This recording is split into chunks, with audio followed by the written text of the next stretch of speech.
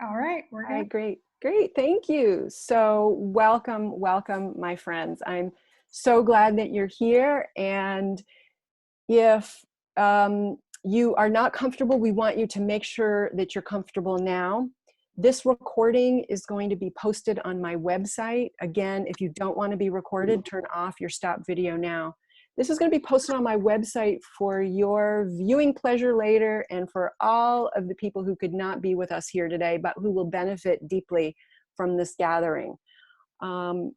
If you find what we're talking about to be therapeutic, we want you to come back and join us next week, and later I'll let you know about our upcoming lineup. While this circle is therapeutic, it is not therapy. We want you to explore these therapeutic tools deeply and widely, but we want you to do so safely. And so if anything that is discussed today brings up something deeper in you, we want to encourage you to connect with a therapist privately so that you can have your needs taken care of and explore all the realms of these tools that are calling to you. Last, I will keep a copy of the chats so that I can figure out what worked, what needs to be fine-tuned for next time. That is my purpose. So your chats are not completely private. I just want you to know that ahead of time. This Women's Circle talk show on April 26, 2020 is my greatest joy and pleasure to facilitate for you all. I'm Lisa Miller. I'm your host. This gathering grew out of my many years of facilitation in a variety of settings. You can always look at my website to see what I've done. But when I got quiet over the years with different populations and asked myself the question, who it is I most want to spend time with, what came up time and time again was women. Women who are just interested in exploring the deep places of being, what it means to be a spiritual being, having a human experience. I just want to spend time with other women, exploring what that means for me, exploring what that means for you. And because my passion is women's health and wellness, I find that I really do, when I take stock, I really do feel better in my 50s than I did in all my other decades. And I want everyone to feel better physically, emotionally, mentally, and spiritually. So this Women's Circle talk show is the result of that, is that cultivation personally and professionally of health and well-being. And women seeking conscious awareness is just my happy place. My mission is to hold a sacred space for you to delve into what that means for you. There is no one answer. And truly, the reason we gather is that there's no one pill for anything. No one of us has all the answers, but together all of us carry the wisdom, the wealth of wisdom that we all need as remedies and as plans, pragmatic plans moving forward. So here we are. I would love to know how many of you have been joining for a couple of weeks. Put your hand up in your little square, in your little Brady Bunch square. Keep your hand up because I'm going to scroll through the pages and good. So if someone is brave enough to unmute themselves and say what it is that you're getting out of this gathering, it would be a lovely way for you to add your voice to this full recipe where you and everything that you bring are the ingredients. Just unmute yourself and share. I joined last week for the first time, and after our time together, I felt unstuck. And that was just really wonderful feeling, especially right now. What does unstuck feel like? I love that. Well, I hadn't realized I was stuck. And so it just felt, it was freeing. It opened up my mind to just think about other things. So yeah, just unstuck is just really, was really how I felt. Great, I like unstuck. Thank you. Annie B, you had your hand up. I'd love to hear what you have to say. Hello. You've been with us so many weeks. I love this. I look forward to it every week. And I think what I like best is that each week you all give us something to think about besides COVID-19. So it's like, I love the one that Janelle gave us that first week about gratitude and why and the reasons for that. And my sisters and I were doing that. And it refocuses on something positive instead of where my mind wants to go to what's not going right. Everything has helped me look more forward to positive things, or to things that are going to make me feel better. I love it. And I love that you're attending with your sisters. I know they're not here though today. They're not here today. It's okay. If you are here with a sister, raise your hand and keep your hand up so people can scroll through and see Audrey and Rebecca and Wendy and Donna and Janelle. And I'm here with my sister friend from 6th grade. Love that. Good. So keep your hand up if you're here with a best friend. Fran and Annie and Zamarit and Maria and Paula, love. And Rebecca, good. And Teresa, great. Just love that. And what if you're here, are you here with a mother or a daughter? Oh, Michelle and Karen. And my childhood friend is here, Robin. You have no idea how happy that makes me every week that she joins. And my sister Fran is here. My sister Kim may be joining too. But there's my friend Pam. I mean, just you all, I know so many of you. And those of you who are new, I'm just so happy you're here to share this time. One more person, anything you'd like to share about your experience having been a part of this in recent weeks? Just go ahead and unmute yourself. I would like to share, I missed last weekend. The time just passed and I missed it. But I joined 2 weeks ago, and there was something that Dr. McNeil said that hit home to me, because I have a 12-year-old and he was having a hard time with this. Staying home, not seeing his friends, all that good stuff. And I didn't know how to react to that. And Dr. McNeil said it was okay to let him see that I'm on the same boat, instead of trying to sugarcoat everything and cover everything up. And I had actually done that. And it felt good to know that there was somebody else out there that understood that it's okay. It's okay not to have to sugarcoat things for the children. I mean, obviously age depending, but I said to him, I'm scared too. And I miss my coworkers and I miss my office and I don't like this either. So we're on the same boat. And I really, really like knowing that it was okay. It was okay. And Dr. McNeil kind of confirmed that it was okay. So I'm glad that was helpful. Thank you so much, Michelle. And again, just like you said, within reason, right? So we don't want to completely lose our minds in front of our children, because that can be frightening, right? Or we don't want to inappropriately have them take care of us. Right. But I think there is a sense of unity, in a sense of, I get where you're coming from, because, hey, I'm kind of feeling that too. That can be really helpful for kids, and they can have that sense that, oh, even mommy feels like this, or even daddy's feeling like this, or grandmother, or whoever is their person. And then they can say, but look, they're also doing okay. They're feeling bad sometimes, but then they start to feel okay. And I think that's the key, is that we're able to show them that we can all get through this. We're together and we can do this. Right. Thank you, Michelle. I love it. Thank you. It's all so helpful. So I'd love to, this leads us directly into our conversation about how to be okay, and about how it is that sometimes that permission comes from self, but how important it is for us to align ourselves with others who also reinforce what it is that we're looking for and need. There's so many messages out there. It's hard to really know what to pay attention to. How should I think about myself? How should I consider myself? And don't we all want a loving shoulder, a loving arm around us to say, it's okay. It is completely okay. Whatever's happening right now, it's all right. This too will pass. You are okay. You are okay. And it's okay to feel whatever it is that's going on with you. It will not last forever. And that you have a choice in how you feel. Donna Foster, registered dietitian in Lexington, Kentucky, is my major panelist today. Janelle and I are going to be supporting her in our conversation about emotional eating. Donna is a licensed nutrition counselor.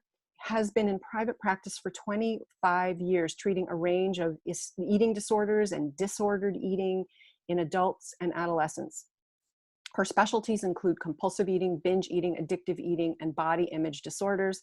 Really, her specialty is helping people feel okay, just exactly as they are. She's committed to helping women transform their relationship with food and in the process, create happier and healthier lives. All of Donna's contact information, as Janelle's, is on my webpage where you registered. You can always contact them later for a private appointment or to have a question answered. Donna, if you could unmute yourself. I would love for you to share your opening remarks with us now about emotional eating. Now, these are the things that we talk about over lunch personally. Everyone gets to now hear our lunch conversation, these things that we love to delve into and celebrate around health and well-being. Okay, I think I'll do speaker view. Is that a good idea? You just stay as you are, and Alyssa is handling all Oh, good. Okay, great. What do you want to tell us about emotional eating? Well, welcome everybody. I'm very excited to be here today talking about this subject, as this is my passion. And I want to open with a favorite poem from an Indian poet named Rumi. It's called Peace and Tranquility. When I was leading groups, hello? You're good. Okay. Peace and tranquility. You suppose you are the trouble, but you are the cure.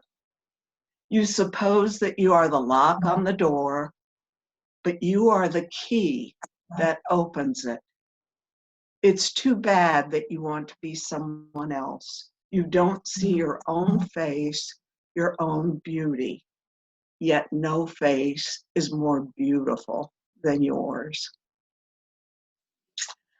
So that's just one of my favorites. And looking at the gallery and all these beautiful faces just brings me so much joy.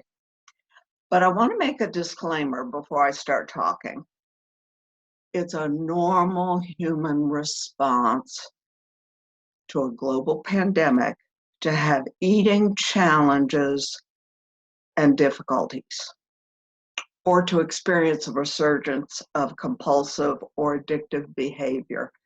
I don't intend to pathologize this or treat it as abnormal.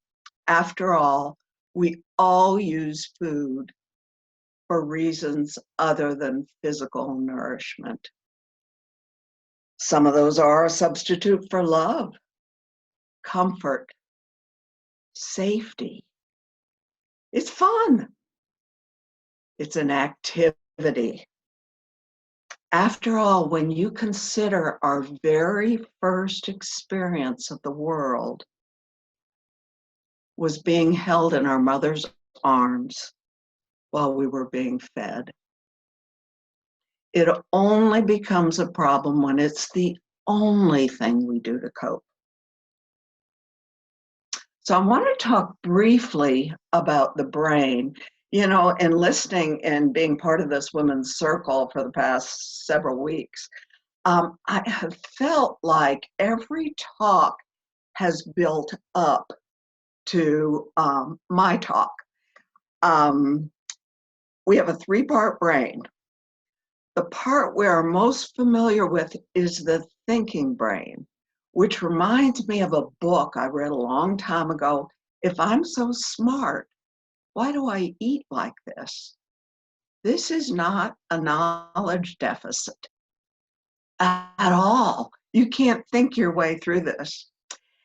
And Janelle mentioned the emotional brain, I think about 2 weeks ago, talking about feelings and emotions. And the reason, and this emotional brain is located right about here. It has several names. It's the limbic system. The reason it's so important is it drives behavior.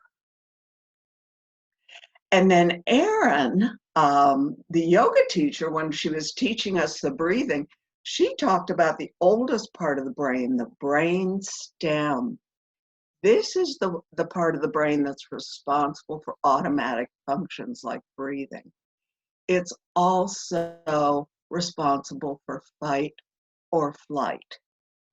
Our lives are being threatened. We're being chased by lions and tigers, and we are just reacting when we're in that part of the brain. So I want you to know that the emotional brain is responsible for behaviors. And And our Donna, lives aren't being threatened. isn't it true that while we are typically no longer prey for wild animals living in the wild, we perceive little things and big things in our day as catastrophes, as catastrophic events. And so those modern day crises have replaced our primitive experiences of worrying about becoming dinner. Absolutely. Absolutely. Yeah, we get thrown into that part of the brain, and that's when we're panicking and reacting. So we have to know where we are. You have to become connected to your emotions.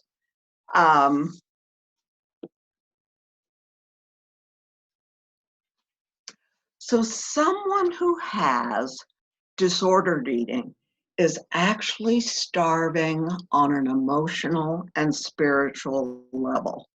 No matter how much ice cream she consumes or cookies she eats, she cannot fulfill the longing because she is filling her stomach and not her spirit, not her soul.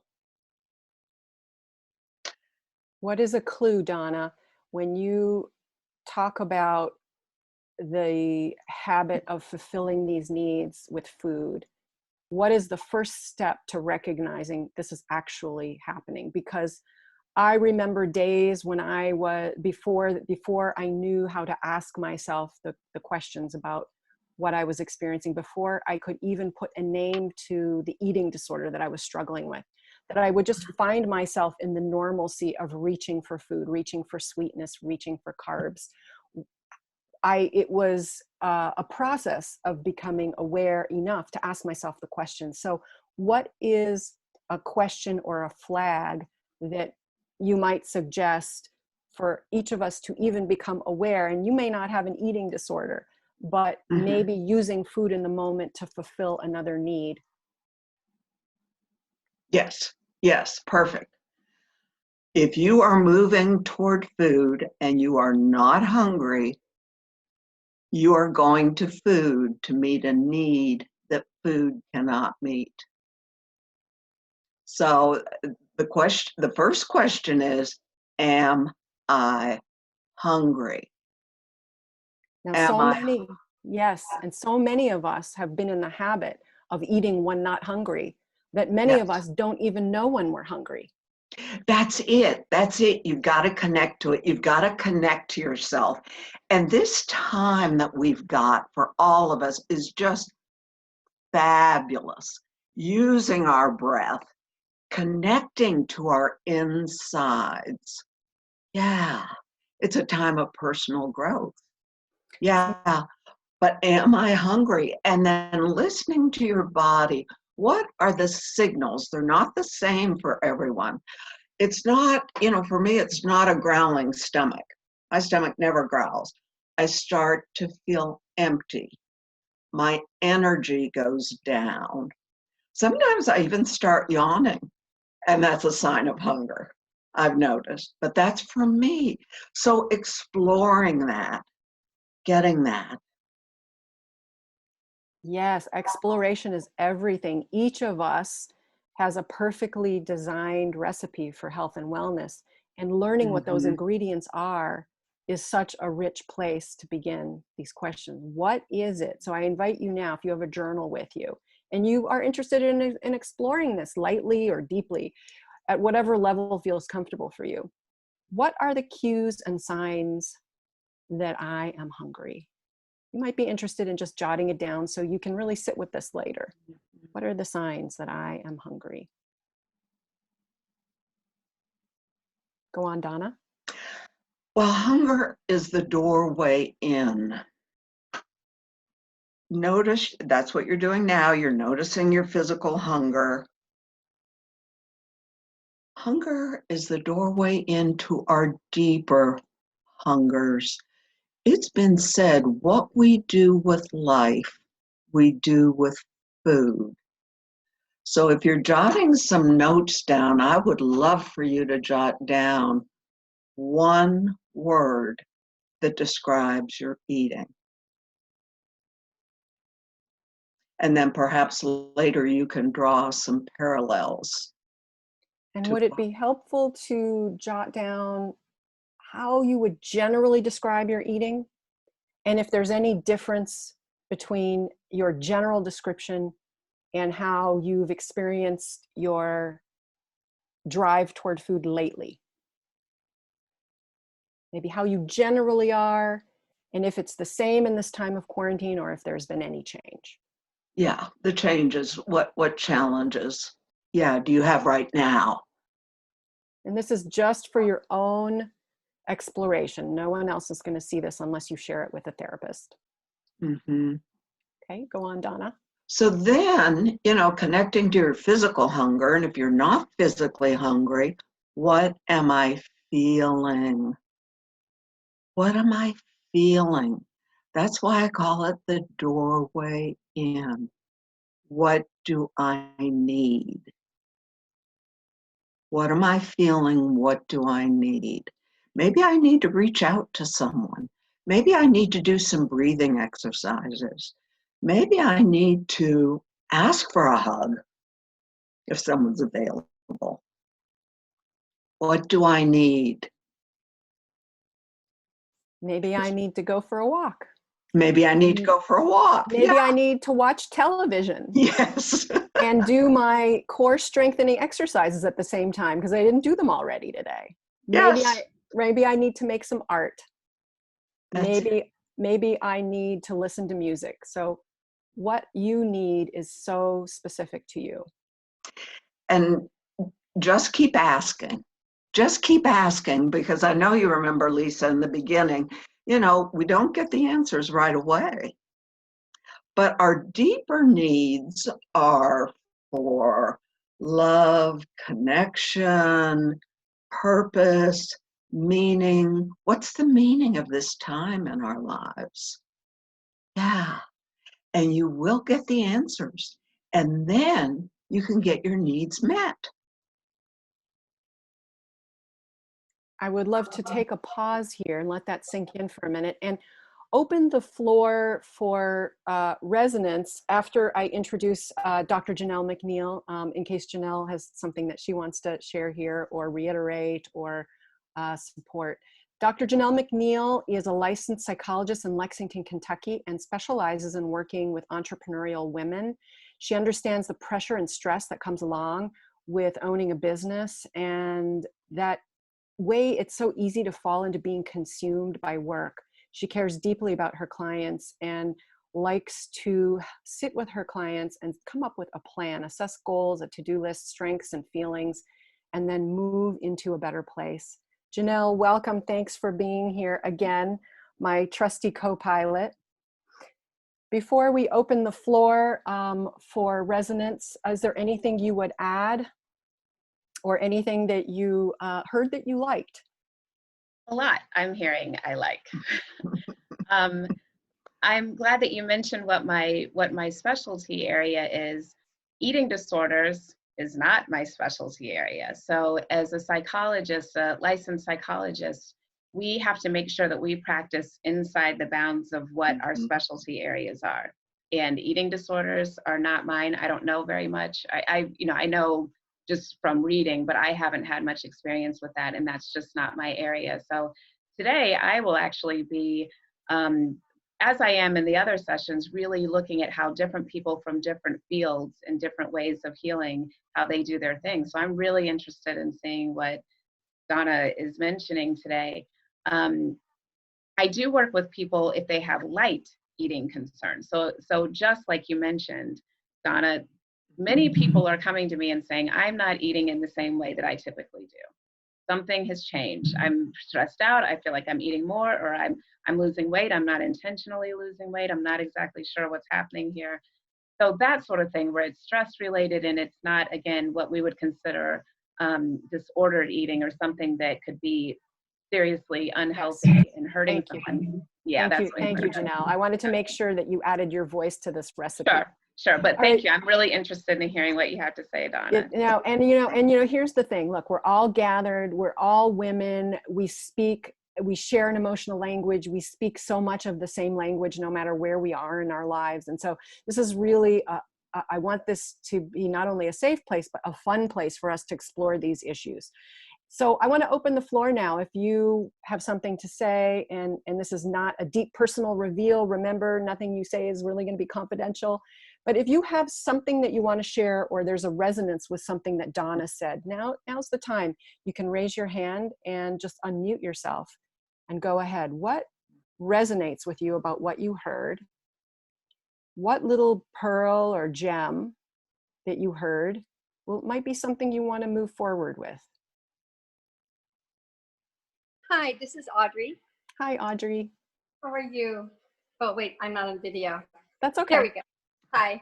So I really, really liked what she said, and I've never heard any information on emotional eating, but I'm sure I'm definitely been doing it. So I'm really grateful for the topic. I think it's super timely, and a lot of women have issues with this, especially now. I really like the question that she mentioned about ask what you need, and then, and then do it. So I've been doing a lot more journal writing, gratitude listing, meditation, things that kind of nurture my spirit. And I notice when I do that, I am much less likely to dive into the cookies. But I am kind of allowing space for both. I'm like, okay, sometimes you just need that cookie, and it's okay. It's no big deal. And other times you don't need the cookie, you need something else. So I just wanted to say, just the little introduction we had so far, I've already learned a lot. So thank you. Wonderful. That's perfect. Because the other pearl I want to leave everyone with is don't judge yourself. Yes. Do not yell at yourself. If we call something bad, it triggers the stress response. Does that make sense? So it sounds like you're doing it exactly right. Yeah. Yes. Yeah. If you judge yourself, if you call it bad, if you're yelling at yourself, it keeps you in the negative cycle. Right. And you can't break it. I somehow figured out how to do it intuitively. Yes. Nice to hear it affirmed. Yes. Yeah, you're doing great. So I'm older, I'm in my late 60s, and I have a lot of friends out here in Palm Desert in their 70s and 80s that are alone and doing a lot of emotional eating because they are alone and they feel alone. And I'm having to talk a lot of my girlfriends off the ledge by simply telling them, you know what? If you eat a pack of gummy bears, it's not going to make a bit of difference in the big picture. Don't do it every day if you don't have to, but it's okay. Love yourself through it. So Donna, how important is routine in general around emotional eating, and how important is routine, especially in this time of global pandemic? Oh my goodness. Structure. Routine to me is structure. And structure is something we can control. We can control very little right now. Very little, almost nothing. But structure is within our control. Taking care of ourselves, showering, taking medicine, taking supplements. It's within our control. It's very important because we can rely on it. The other thing it does is it brings order to our lives. I'm not going to stay in pajamas all day. Although my daughter says she has her daytime pajamas and then she changes into her nighttime pajamas. Whatever, I'm not going to stay in my pajamas. I'm going to shower. I'm going to wash my hair.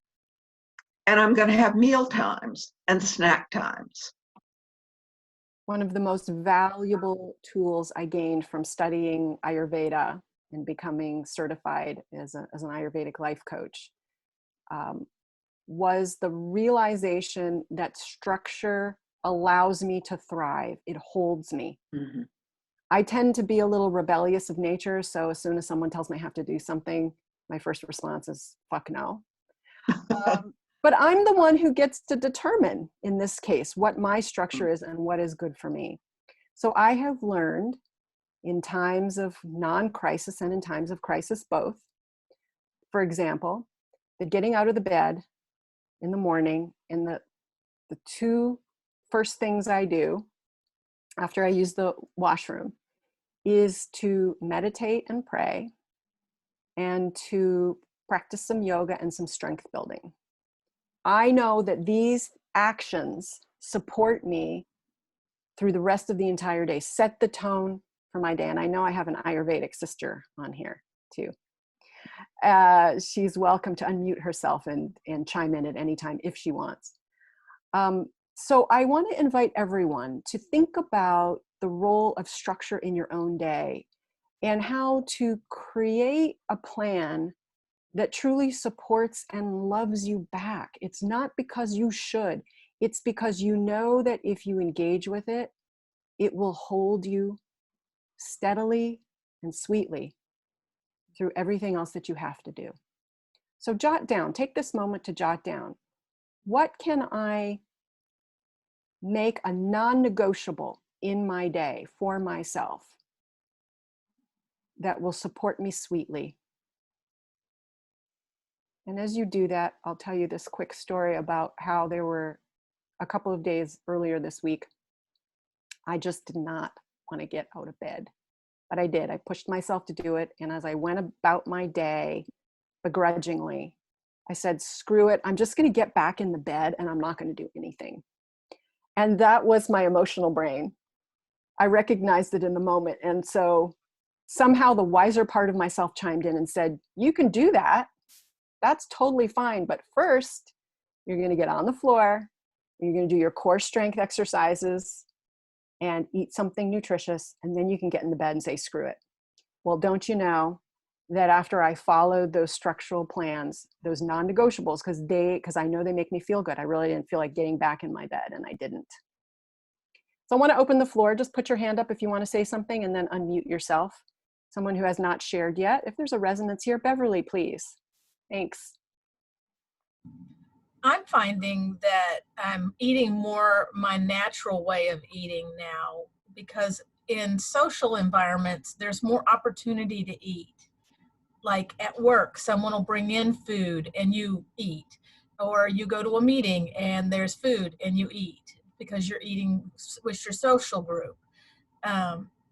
My natural way to eat has always been like maybe one meal a day and a little snacking here and there throughout the day, just a nibble of a cracker or a piece of bread or carrots or something, but I don't have full meals all day long.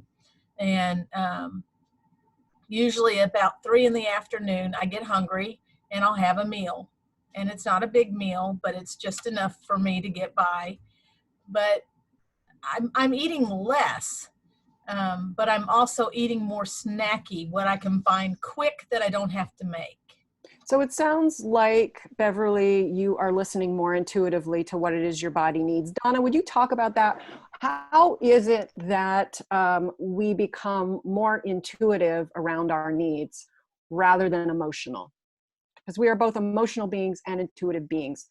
How is it, restate again how it is that we tap into the deeper intuitive knowing and get out of that fight, flight, emotional response? Well, it sounds like Beverly is doing it because she says about 3 o'clock in the afternoon, she gets physically hungry. You've got to get out of your head. Go down into your body. I love when Erin did with us the 10 breaths, and I've been practicing that. You know, connect to your breath, not your head. Your head is telling you, I need to eat, or I shouldn't eat that.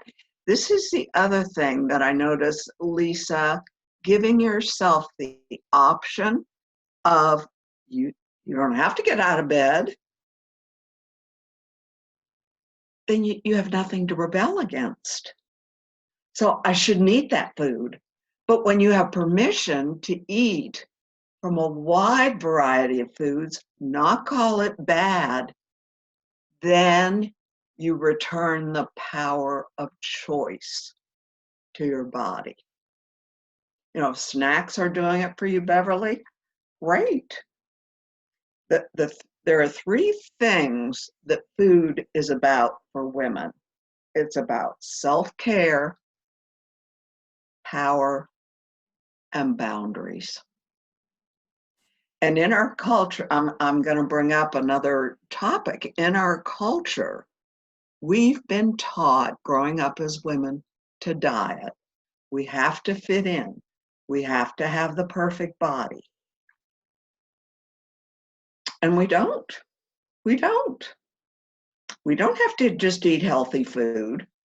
Food is not good or bad. It does different things in the body. If I give myself permission to eat potato chips, I can control it. I can set a limit. But if I don't give myself permission, I'm going to have to eat the whole bag. Why is that, Donna? Explain to us why that is. Because it's normal human psychology. I think Janelle would agree. We want what we can't have. And if I'm telling myself I can't have something, then just watch out. Yeah. Yeah, there's I'll no show you. right. Yeah, There's I have a term for the rebellious eater. It's the fuck you eater. Yeah. And then you have to eat it all because you're never going to do it again. that's right. You think you're never going Right. to do it again. Yes. Yes. Mhm.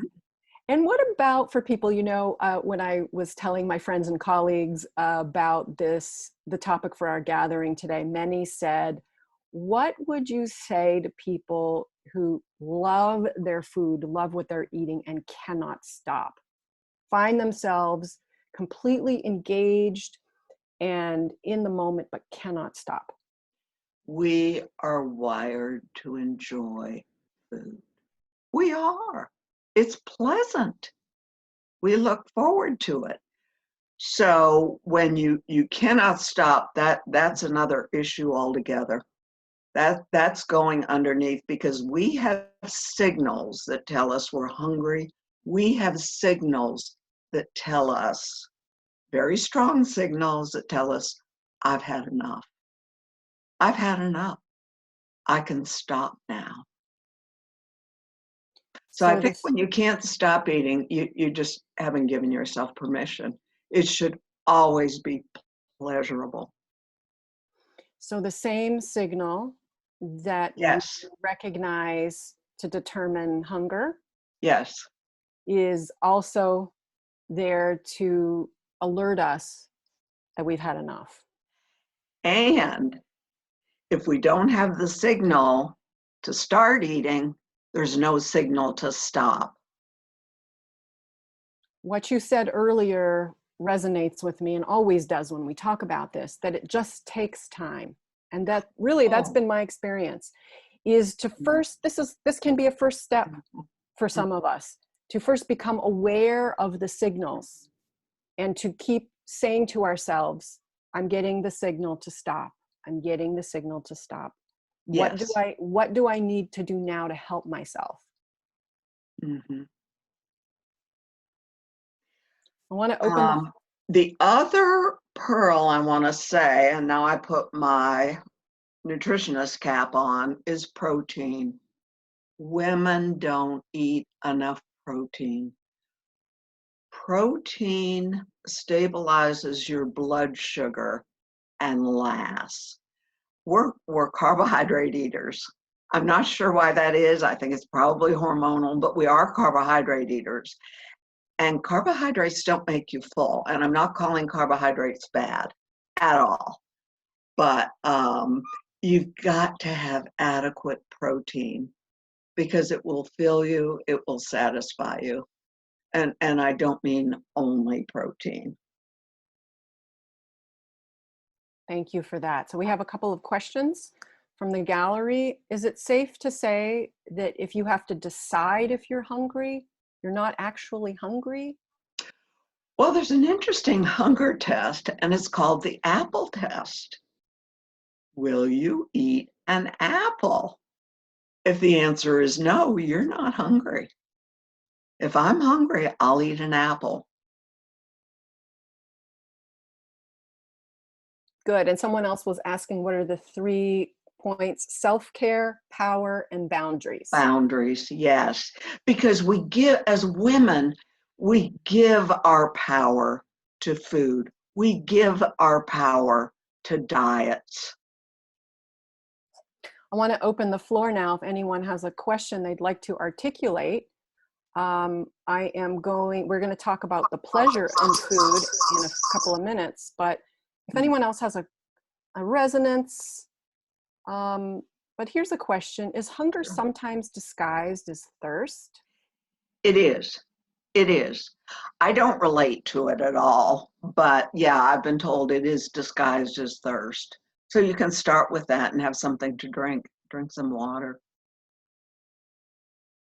Anyone else? You can either raise your hand or you can type something in the chat box. Hi.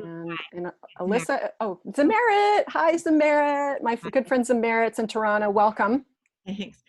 Just one note. I don't know if this resonates with anyone else, but when it comes to signals, I find that if I'm eating while I'm doing something else, I can't be aware of the signal. So I feel like, and we're so used to multitasking and doing a bunch of stuff at the same time, that right now in particular, I'm trying to kind of retrain myself to eat without feeling the need to check my phone at the same time or watch Netflix at the same time. I feel like I'm in that situation much more able to kind of be aware of whether or not I'm actually full.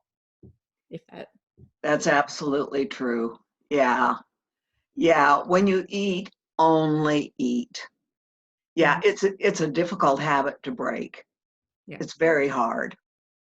It can feel lonely if we're alone and eating. Yeah, but that's okay. We have us.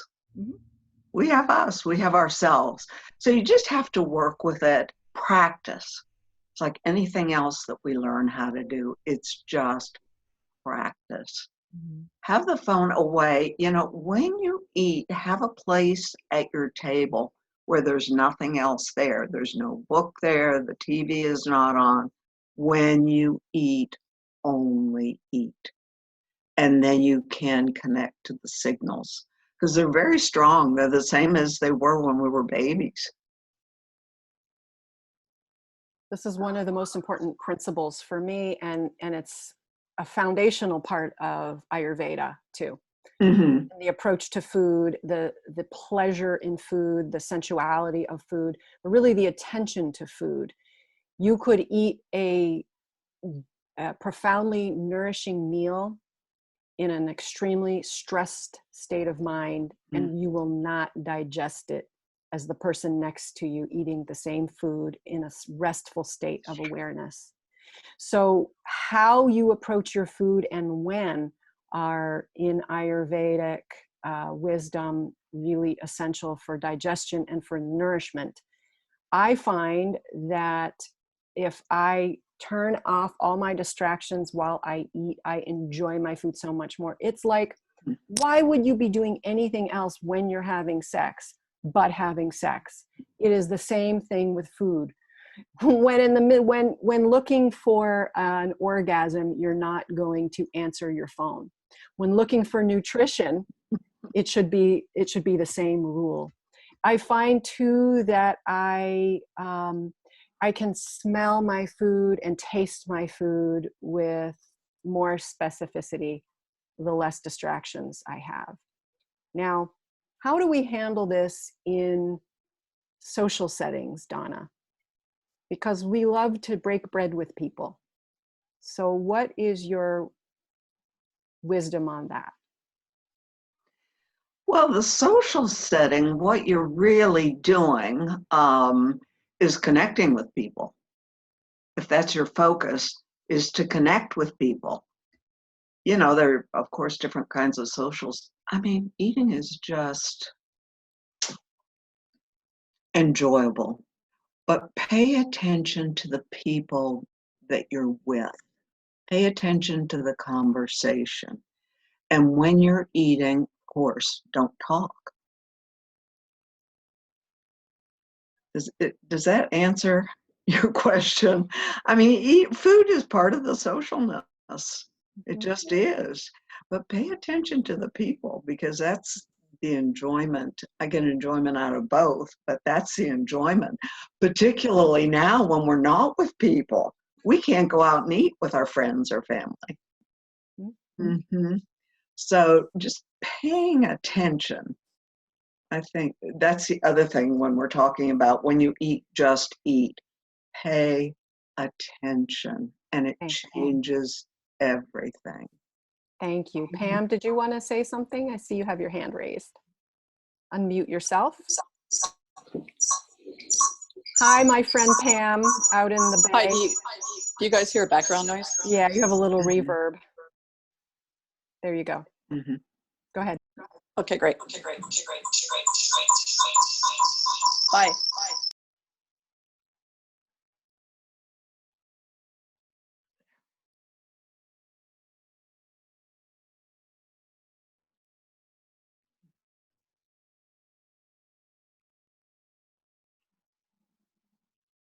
Lisa, we can't hear you.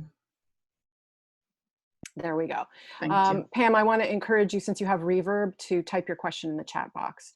So we have a question from someone or resonance. I'm usually the last person to finish my meal at the table. I take time to chew every bite thoroughly. That's wonderful. We all need to slow down. That's great. Any other resonances? Any other questions? Just unmute yourself and go ahead. I noticed I was lucky for a long time that I could actually be disciplined about my eating. I'm not sure why, but I think there's, well, whatever. So when I had children, I found that when I was making their meals, especially when they were young, I was always standing and cooking. Oh, yeah. And when they didn't eat whatever it was, I would be tasting it as I was cooking. And then if they didn't eat whatever it was, which was unfortunately a lot of the time, right, like kids, that I would just pick at the plate. And then I would sit down and have a meal because I hadn't had dinner yet, right? So I developed a lot of bad habits with that process, but it was over years, you know, I mean, it was like a slow, and now I'm standing and I'm eating and I'm wanting the carbs because, you know, they ate pasta and macaroni and cheese and all, you know, the things that kids like. And now I'm still in that, I can't get out of that, you know, did it for 10 years or 12, you know, right? So I don't know what to do about that. It's hard. Mm-hmm. It's hard. Are your children grown now? Yes, and ironically, they, through all of this, they have become, well, Allie said to me today, they've become Betty Crocker, and they, you know, they're Julia Child. I mean, they're cooking and they're much more interested in nutrition. They're eating really well. Mm-hmm. I'm not still. They're a good influence, actually, which is very ironic, I think. Well, eating, you know, when you stand up and eat, you're not being fully conscious. Mm-hmm. And you're not connected to your body. So, and again, every change we make with food is difficult. None of this is easy, but you've got to sit down. These things, the more you practice them, the more they become habit. There's a great book that I'm going to mention. It's called Intuitive Eating. It's just about our Bible for disordered eating. Intuitive eating is fabulous. And it's connecting to ourselves. It's sitting down. This is part of our self-care, is to bring it to our consciousness. So if you could do that, and don't yell at yourself for standing up, because you're going to find yourself standing up, but don't yell at yourself. Don't scold, don't judge yourself. Start practicing. Right. And practice is practice. It's not called a perfect. It's called practice. Never. But it does become habit eventually after a long time. And I always think about Janine Roth's Yes. title, R-O-T-H, Janine Roth. Her title, the title of one of her books, When You Eat at the Refrigerator, Pull Up a Chair. Yes. I love her. And I do recommend her website. I follow her on Instagram. I've been, she wrote Women, Food, and God. She's a lot of great resources out there. But I always have taken that to heart, that everything that I'm practicing now will just get better if that's what I want. That today leads into tomorrow, leads into the next day. And so just start wherever we are, we can just start. And being really clear about our intentions that are loving. So there is a big difference between intentions that are harsh and judging and blaming, and intentions that are loving and steady and supported.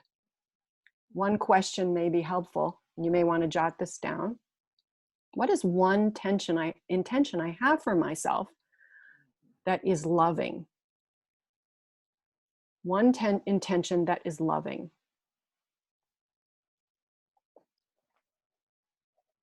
And if you would like to share it in your chat box, it may have something to do with food or your body image or something completely unrelated. One intention that I have that is loving. Put it in your type it in your chat box, and we can all benefit from one another. Because each of us are bringing a wealth of wisdom and knowledge. You might hear something someone else says that triggers deep healing in you. More sleep is important, someone says. Important to approach life from the question, what feels like love? Love that. To be more gentle with myself. Yes, be as gentle as you would be with a little baby lamb. To be in a place where I can nourish myself more. And if I am hungry, that's when I eat. Being aware of the quality of the food that I eat. Yes. So this was also a question someone sent in to how important is the freshness and vitality in my food for nutrition? I can answer that Ayurvedically. It's important. Of course, you have sometimes just to make do with what you have, but the food from your garden is going to taste different than the food from a store. And so you just do your best. You just do your best to make the choices that you can make at any one time. I feel better when I'm practicing daily gratitude, intentional eating, to sleep when I'm tired, to make time for myself. Put that in your schedule. Accepting who I am in my wholeness and learning how to support that. Yes. To hug my inner child when she is sad. So important. Hug my inner child when she is sad, because we are adults, but there is always a young part of ourselves that needs some extra nurturing. To grow my own vegetables. I love that. Good. So we're here at the top of the hour, and I want to just have you again, before we do a little meditation. Well, actually, I'm going to integrate this question into the little meditation practice. So get really comfortable in your chair. Really comfortable in your chair. And if you are, if your microphone is on, go ahead and mute yourself.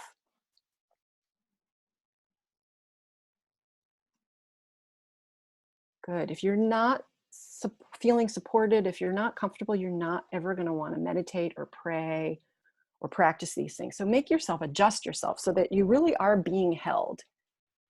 And you can keep your eyes open or you can close them, whatever's comfortable for you. You walk through your life with your eyes open. So it may be good practice sometimes to keep your eyes open in a meditation so that your life is a walking meditation. But wherever it is that you are now in your little part of the world, Canada, the US, NASA, South Africa, Germany, Italy, let yourself feel the totality of this space and time. Sink into your chair. Nice deep breath here, audible sigh. No one can hear you. The sound of your own relaxed voice helps you relax more deeply. And again, next exhale, shoulders down and away from the ears. And pay attention to pause a little bit at the end of your exhale, allowing your breath to come spontaneously from that place of pause. And slowly inhaling again, hold at the top of your inhale when you get there. Every exhale releases what you no longer need. Let your feet sink down into the earth. If they're up on an ottoman, your seat can sink from its place in the chair. Your seat and your feet down into the earth, down into Mother Nature. Make like a tree here and root. Every exhale allows you to root more deeply, more anchored, just as trees do.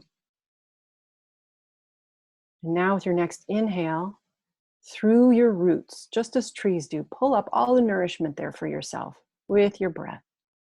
All that energy effortlessly travels up through your feet and your seat, through the core of your body, into your shoulders and hands, up through your neck and head, fountaining out the crown. Every inhale and exhale grounds you more deeply, allows you more splendid nourishment from this great source of Mother Earth, always feeding you, always holding you, breathing you. You breathe and you are being breathed.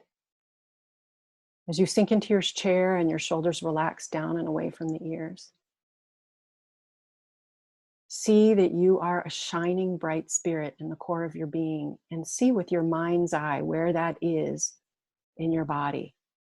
Maybe it's in your belly, maybe it's in your heart, radiating into all the cells, tissues, and organs of your body.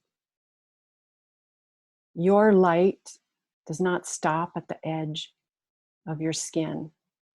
With every inhale, you expand outward. Your birthright is light and breath and cells.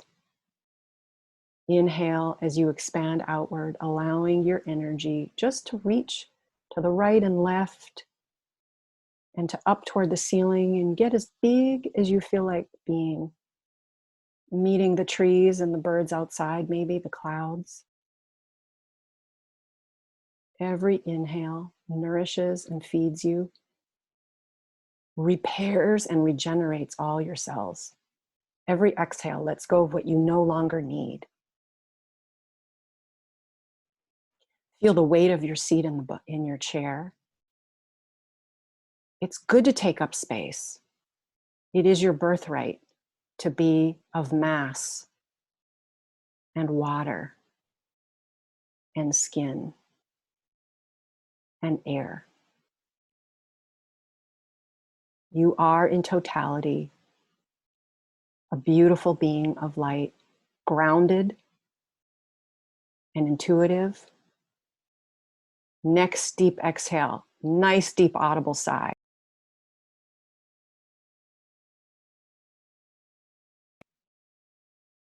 And just for a minute here, I'll be silent while you take slow deep inhales, slow deep exhales.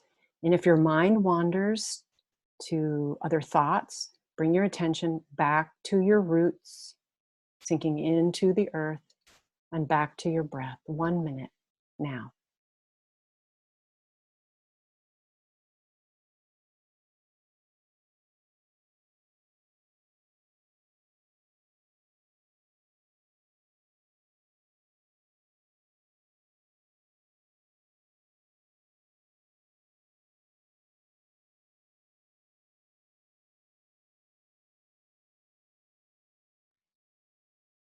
And now let yourself sit with this question in the deep, expanded part of your being, this part of you that's most you, that's more you than ever. What is one intention I can carry for myself into the rest of this day, into the rest of this week? One intention that is loving and gentle and constructive.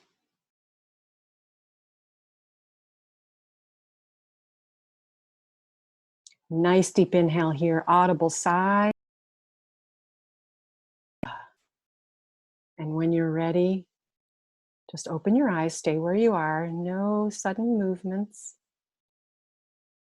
But it might feel good here to just stretch.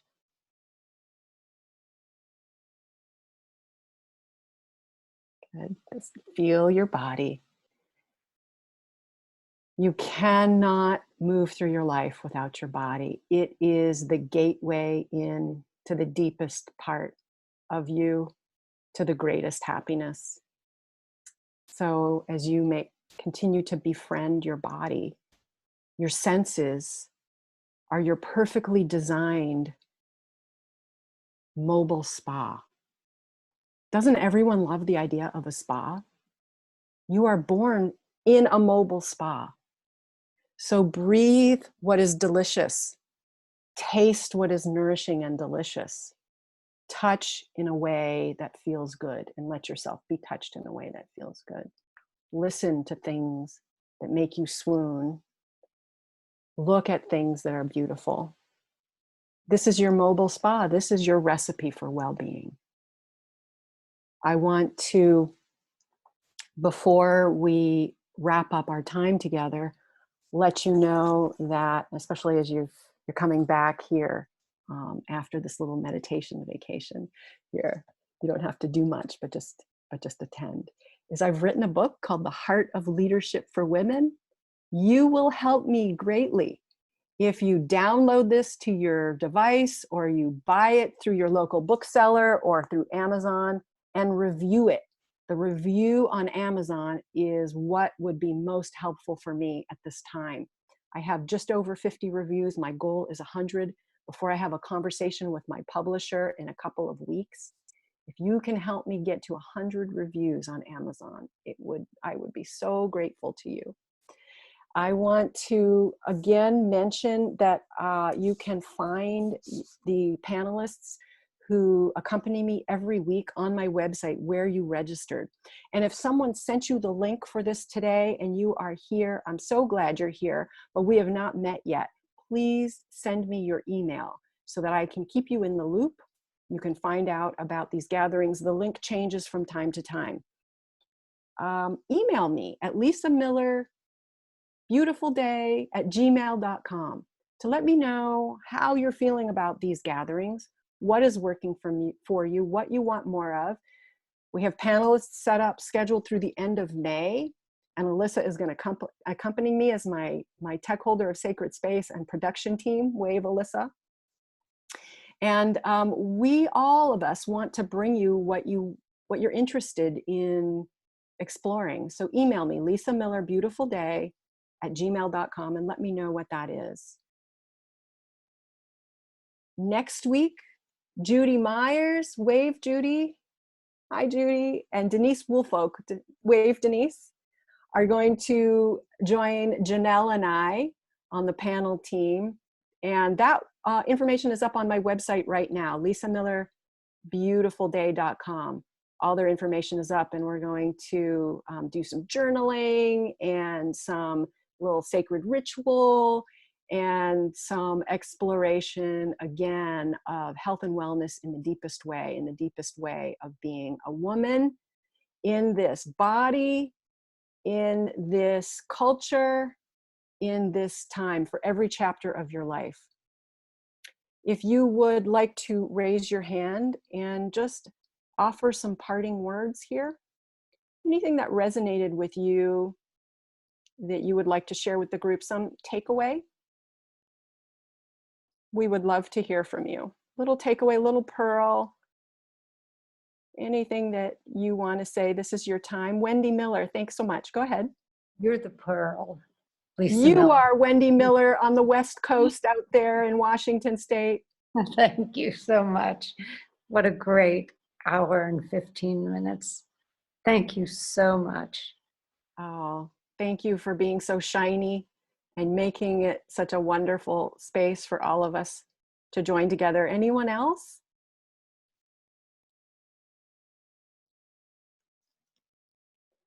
Okay. Audrey. Hi, can you hear me? Yes. Oh, I just wanted to tell you, I thought that was absolutely fabulous. And I'm so happy that I got to attend and I was invited, and I'm really looking forward to these. What a brilliant idea, and how uplifting for us and how helpful for us right now. So thank you. Oh, thank you too, Audrey. You know, this really grew out of my desire to have fun, just hang out with people I like, people I know, people who will now be my friends. There's room for all of us in the women's circle. I'm glad. Thank you. I'm glad. And welcome your friends to come. Send them to my website so that they can register and receive the. That I think would be interested in this. Great. Thank you. Great, thank you, thank you. So I'm going to just go ahead and mute yourself. I'd like to end with something from Louise Hay's Meditations to Heal Your Life. My inner dialogue is kind and loving. I have a unique role to play on this earth, and I have the unique tools to do that very job. The thoughts that I think and the words that I speak are my incredibly powerful tools. I use them and I enjoy what they produce for me.